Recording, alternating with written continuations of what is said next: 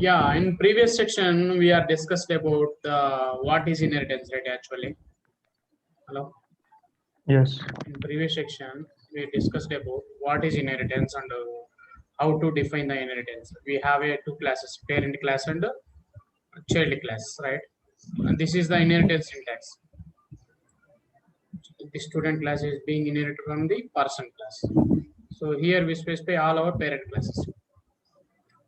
So after that, we verified that how do you reuse the parent class functionality in the child class and all, right? So this is just like a basic overview of what is inheritance. Okay, reusing the code of parent class from the child class by using inheritance concept. Yeah. Now let's come to the everyone know that I am assuming that everyone know the what is inheritance. Okay, na? So the Yes, types of Yes. yeah. The types of inheritance. If you know the inheritance, then after that Python provides some types of inheritance. Okay, now we have to know about each type of inheritance. Okay, there is a purpose for each and every type of inheritance. Okay, we will discuss about each and every. Basically, Python provides the three types of inheritances. One is single level inheritance, multi-level inheritance, and multiple inheritance. Don't worry, these all are inheritance means we are going to work with the combination of one or more classes, right? If you are Yes. seeing inheritance means you are going to deal with more than one class. Okay. So in this process, we have a single level inheritance, multi-level inheritance, and multiple inheritance. You will get to know about each and every one in one by one. Okay. So before that, what are the advantages of using inheritance? If you know this one, you will understand why you are doing parent class, why you are defining child class and all. Okay. The main advantage of using inheritance is inheritance enable us to reuse the code, right? We are able to reuse the parent class code in the child class, right? Yes. Okay. Inheritance can save a lot of time and coding efforts, right? Because we are reusing, we don't need to write this code again, right? In the child class, we don't need to repeat that effort, same effort again, right? Right. Yeah. So next, inheritance improves the structure of program that makes it more readable, right? Agree? Inheritance Yes. improves the structure of program that makes it more readable. Yeah, yesterday we have seen we have a person class, we have a student class. This person class only dealing with person details. The student class is dealing with only student, right? Yeah. Here we structured our program in very much readable, right? Yeah. Yeah. Next, inheritance makes the code short and concise, making it more readable. The same point here, and it makes easy to debug. Okay. While debugging, if we have splitted our complexity into different classes, right? So while debugging, it is easy to spot the bugs if you have any. Okay. With help of if you follow the inheritance and reuse the code. Okay, these all are like main advantages of using inheritance. So if you keep these points in mind, then you will understand why you are defining parent class, why you are defining child class, and all. Okay. Okay. Yeah. So now let's go to the first type of inheritance. What is that? Single level inheritance. Okay. Yesterday we have seen this actually. Single level inheritance. Okay. In Python, single inheritance, a derived class is derived only from the single parent class. Yesterday, in our example, we did the same thing, right, guys? Our student class is just inherit from the one parent class. That is person class, right? Yeah. Okay. Okay. Allows the class to derive behavior and properties from a single base class. So it is a single level inheritance means one class can inherit from only one single class. Okay. Okay. Yeah. This enables the code reusability of parent class. Yeah, we did right. We reuse the person class details in the child class, right? Yeah. Okay. So next, Adding new features to the class could make more readable, elegant, and less redundant. Yesterday, we inherited the person class from the student class. After that, student specific functionality we added, right? New features to the student. Yes, sir. So that's what this point is saying.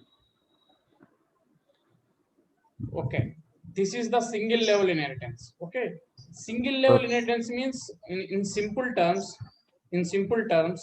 a class can inherit a derived class can a derived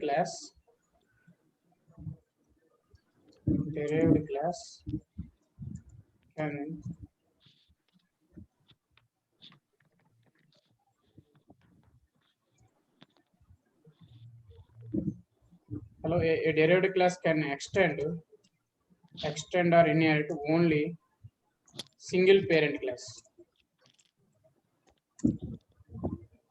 Okay, a derived class can extend or inherit only single parent class. That's what single level inheritance. Okay, now let's say let me share my screen. Let me share the whiteboard today.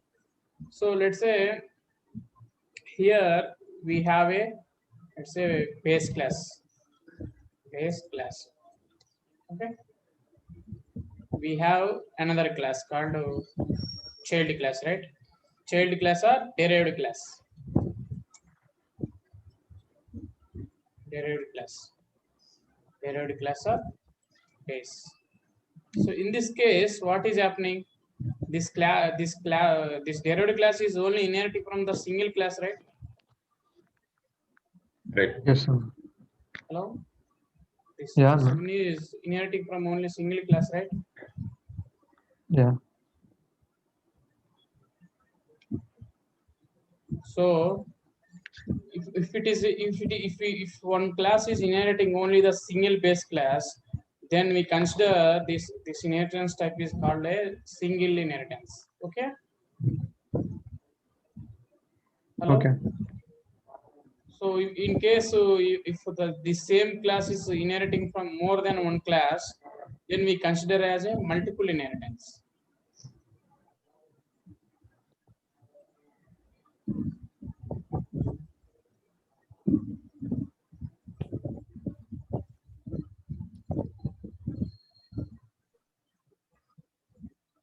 Okay, let me show that I do not have a mouse, so with this laptop mouse pad, I am unable to use this whiteboard.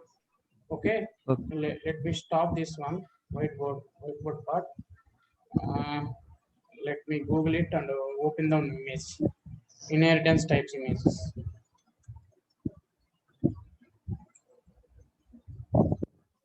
So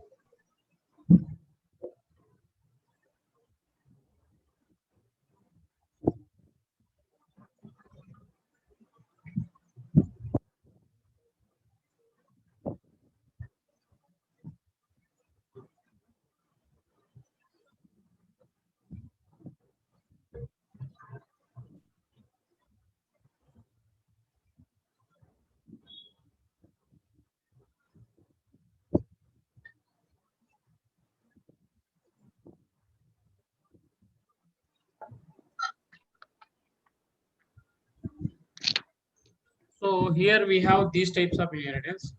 Single inheritance means one subclass, one derived class will inherit only from one single parent class. Okay, that's why we call it as a single inheritance. Here, this is the base class. A is the base class. Class B is the derived class. Okay, single inheritance means a class, derived class will have only one parent class, right? Multi-level inheritance means one class, multi-level, sorry, not multiple. Multiple inheritance is different. Multi-level inheritance is different. Okay. Multi-level inheritance means here class A is the base class, right? Yep. Class B is inheriting from class A. Okay. Yep. And class C is inheriting from class B. So this is level 1, here level 2, right? Multi-level. Like this, you can have any level of inheritance. We can define a class D and we can inherit the class C from there. We can define class C and inherit the class D class, right? So in this process, we have a multiple levels of inheritance, right? Okay. So that's why we call it as a multi-level inheritance. This is the base class. This is the derived class. And class C is inheriting from this class, right? That Yes. means class C is capable of reusing the code from A and as well as B, right? Yeah. Understood? See, if you seeing this, class C is capable of calling the methods of B as well as the methods of C class. Did you see this arrow? Yeah. Class B having access to class A only here, okay? Because there is no parent class for class A. This is here we have only single class, single derived class. That derived class is being inherited from only single parent class, right? So in case of multi-level inheritance, a class B is being inherited from one class.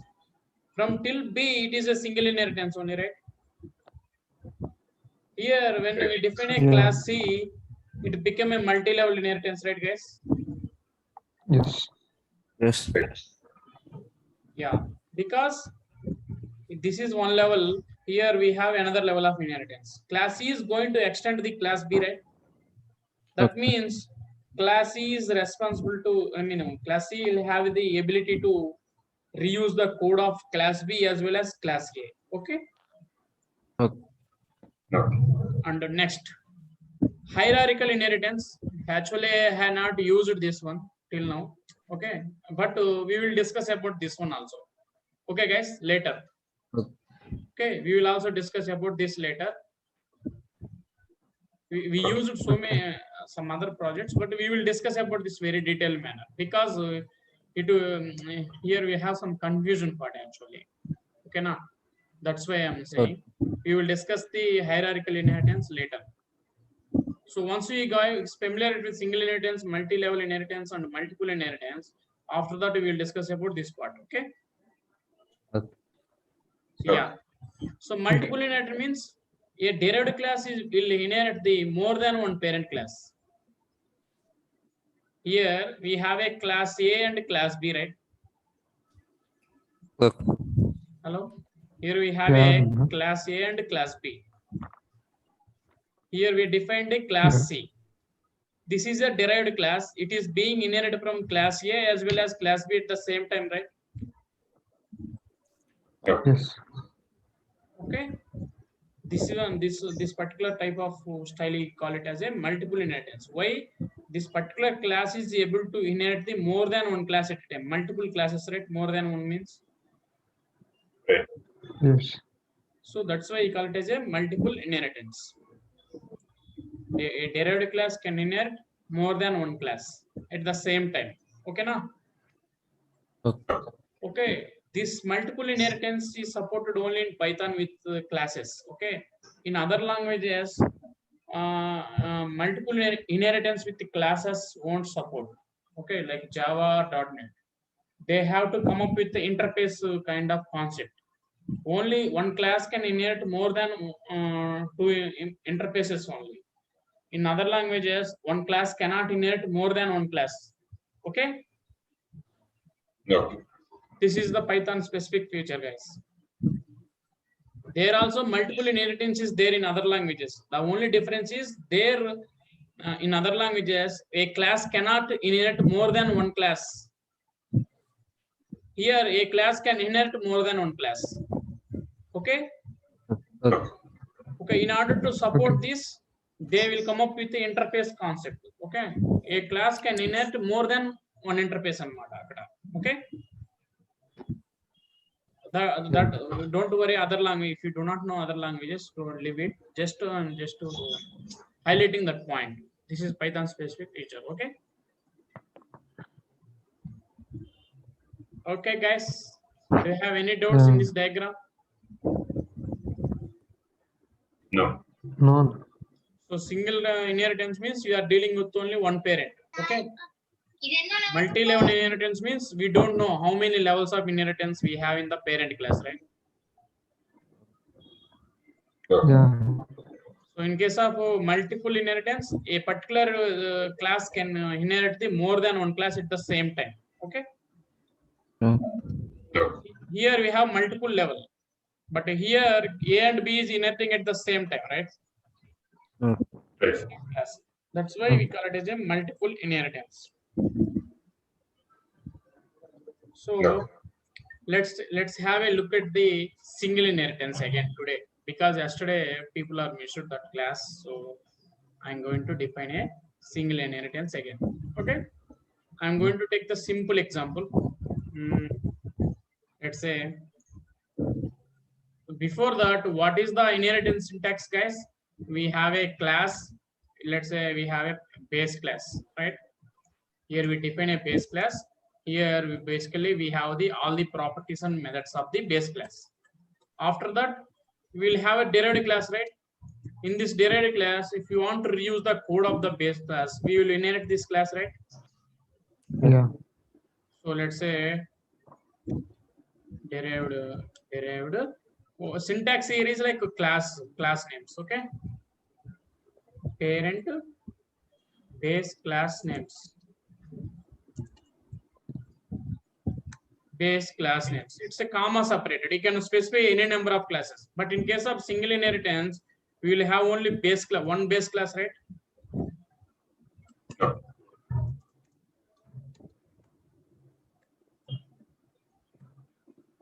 This is the derived class. Okay.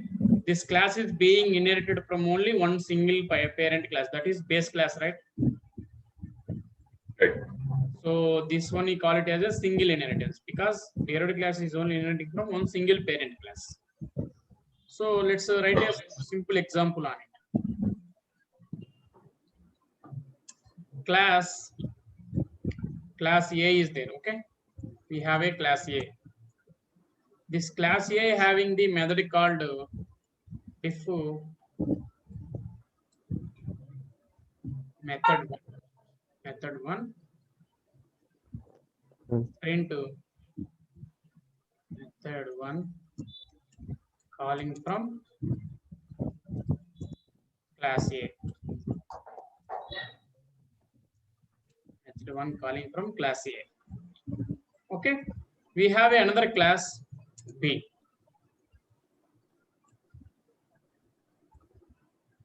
Actually, this B is want to reuse the code of A. Okay, inside as a developer, we want this functionality in this B context. Okay, that means one way is directly instantiate this class inside this class and reuse it. That is composition. Okay, na? Object composition. We call it that.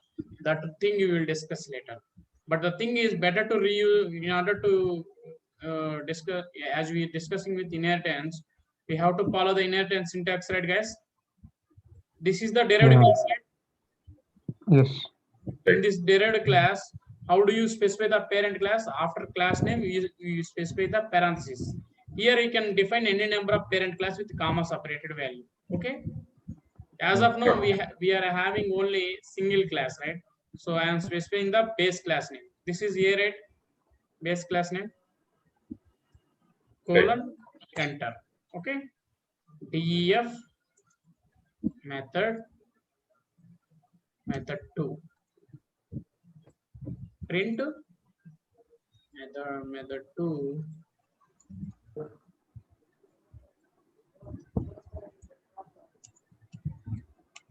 method 2 calling from B class, right? Class B. Okay, that's it. Now when in order to invoke, this is instance method, right? Yes. So in order to call this method, we should create the instance of this class. Then only this method can be invoked, right? Yes. So let's try to instantiate the class of B. Okay, now obj B equal to B of here we did not define any constructor yet. Okay, now Okay. Python will have a default constructor that will be invoked automatically if you do not define anything. Okay, in our parent class also we do not have any constructor. Okay, Yeah. understood, Okay. guys? Yeah. Yeah. So when I call this object, this class object is created here, right? Yeah. Obj underscore b dot. Did you observe it? How many methods we defined in the B class? One. One method. Only one method, right? Yes, sir. But Yes. when I do obj dot, here it is listing out the two methods, right?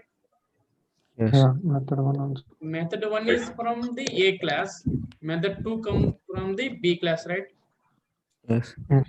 That Right. means we are able to call the parent class method with the child class object, right?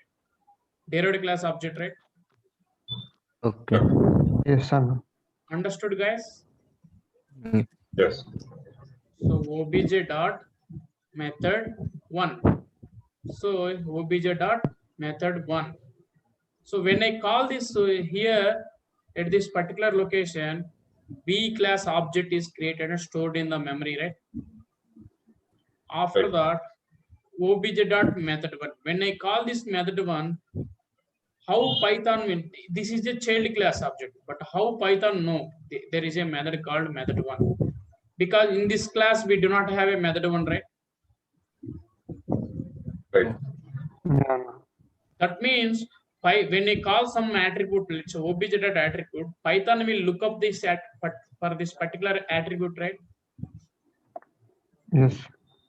So that means what will happen? Let's see the how Python will search for this particular method. Okay. So when I call obj one dot method one, first for this particular identifier, Python will look into the instance of the class. This is our instance. The object is B class, right? B class object, Yeah. right? So first it Yes. will go here inside B. Okay. Here we can have any number of functions, right? Methods. Sorry. So search for this particular method. Do you have any method here? No. No, Yeah. right? Method one is not there, right? With this name. No. If it is not found, after that Python will look at the parent classes. Do you have parent class for B? Yeah. Yes. Yeah. Okay, yeah, there is a parent class found for B class. So it will, control goes to here. Okay, now here inside this class, it will look for this particular method one name. Okay, now it goes here. Inside this class, we have a method with the same identifier what you are calling here, right? Yes. So Right. that means it will be invoked, right? Automatically. Yeah. So the basic basic thing is, basic concept is when you call obj dot some particular, it could be a variable, it could be a method, it could be a property, anything. Okay, now how Python will look for this specific identifier when you call with object dot identifier name. Okay, method name. So it currently it will look at this object class. What is this particular object class? B, right? Yes, sir. So it will look inside the B. If this particular method not found in B, it automatically look for the inherited classes. As of now, we have only single class, right? Single base class. Yeah. Yes. So it will go over here. Inside this class, Python will look for this particular method one. If it is found, it will be invoked. If it is not found, it simply throws the error like attribute not found. Okay, na? Not defined kind of error. Okay, let me run this program to see how it is doing. Method one calling from class A, right? Yes, sir. Okay. Method one calling from class A. So I modified it to 2. Okay. Mm. I modified it to 2. So in this case, when I call obj.method1, how Python will know? First it will go and look in the B, right? Method 1 is not there. After that, it will go and look in the parent class. Here also it is not there. After that, if it is not defined everywhere, it simply throw the error, right? Because it is not Yes. found. Whatever you are calling, this particular identifier is not found any of this hierarchy, right? Yeah. So let me run this program. B object has no attribute, method 1. Understood? Because this method Yes, 1 is sir. not defined anywhere. Okay, guys, this one we call it as a method resolution order, MRO order. Okay, na? Okay. Yeah. Okay, we have a lot to discuss about that, but this is like a basic idea. How Python will detect, how it will know where to look for the particular attribute. Okay, first preference goes to current class of this object. This object belongs to this class, right? Yeah. Yes, sir. Simply it will look inside here. There is it simply look for this particular key. If it is not available in this particular class, it is simply look for the base class. If base class, if this particular type of name method is available, it will be invoked automatically. If it is not available, simply throw the error. B object has no attribute, method 1, right? Right. Yeah. Okay. So that's cool. But here, when here we depend on method 2, right? Yeah. Class B Yes, sir. also having method 2, right? Yes. Right. So that means when I call obj is equal to B of object, we are creating instance of B class here. After that, obj dot method 2. Obj dot method 2 means, as per our discussion till now, how Python will look for this particular attribute, guys. First preference goes the current class, right? Object of the class. This object belongs to B class, right? Right. So that means very first preference goes to B class, right? So inside B also we have a method 2, right? Yeah. Right. That means it found this, it will execute this particular function, right? As per our assumption. Yes, sir. Let's prove it whether it is invoking this one or this one. Yeah. Method 2 calling from class B, right? Yeah. Right. Everyone understood, guys? How lookup is happening here? Yes, sir. Yes. Understood. Yeah, let's modify this function name to like this. Let's run this. Method 2 is calling from B, obj dot, obj B dot, method 1. In this case, we do not have any name with this particular method name, right? Here inside this class. Yeah. That means it will look here. Inside the parent class, we have this one. So automatically this print statement will invoke now. Method 1 calling from class A. Method 2 calling from class B, right? Yes. Right. Understood? That means Yes. we are able to access this parent class method with child class object. Yeah. Okay? Yeah. Yeah. Let's define an object of a class directly. obj underscore a is equal to a. Okay. So when I say obj a dot, in this particular class, I am able to access only a class members, right?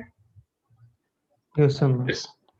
Because a is the parent class. It is not being inherited from any parent class, right? It is just it is only the base class. Yeah. Yeah. So whatever functionality available inside this class, this particular object can only access to the attributes of this particular class only, right? This parent class does not know about the childs at all. Even childs exists or not also, parent class does not know about it. Okay. Hello. Yeah, no. Yes. Everyone, yeah. Parent class does not know about anything about the childs. Okay, na? So Yeah. Okay. parent class cannot access the child class attributes Yes, okay. Yeah. because parent class depend first. After that, that's it, right? After that, parent does not know where you are using this particular method, this particular class, right? But to child know what is the parent. Right. Yes. Understood? Yes, sir. So with the parent class object only you can access the parent level methods. Parent class with parent class object we cannot access child class objects. Understood, guys? Yes. Yes, sir. Yeah. Next, you are going to define a diff method 1 colon into method 1 is calling from class B, right? Hello. Method 1 is calling from class B. So in this case, method 2, when I call method 2, automatically this function will invoke, right? Yeah. No. Yes. The question is when I call method 1, which function will invoke? Tell me, guys. Same class B. derived class only. From class B derived class. From this derived class only, right? Yeah. Yeah. This will invoke, right? Yes, Yes. sir. So yeah. Method 2 calling from class B. Method 1 also calling from class B. Class. So now everyone got the familiarity, right? Now how this lookup is being happened. Yes, sir. Right. Yeah.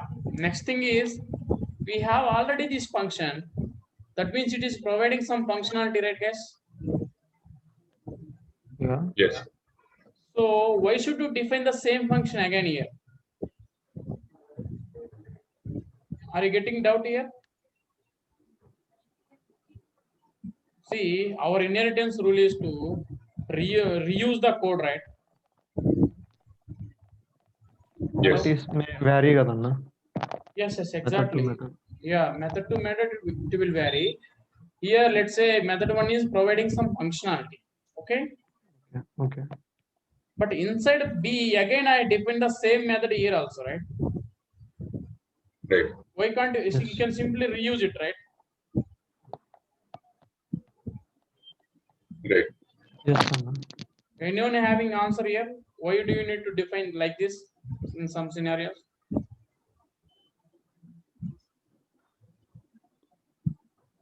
To override the base class. Exactly.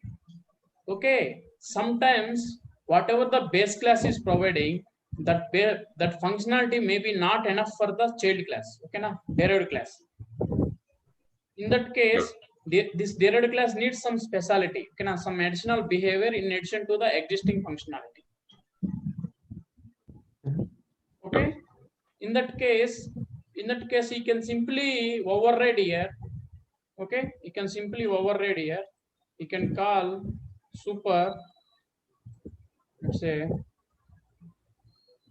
super is a keyword used to call the super of method 1 means the parent class method will be invoked. Okay, na? Here we call the here we are reusing parent behavior functionality, right? Okay. Here we are reusing parent functionality. After that, adding additional behavior, na? Okay. Guys, understood? Why do you need to override it? Because whatever the parent class is providing, that functionality may not be suitable for your use case, right? Sometimes.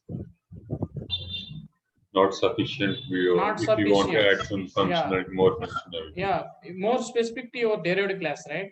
In that case, in that time, we simply redefine this particular method again in the child class, and inside the child class we reuse the parent class for some behavior. Okay, na?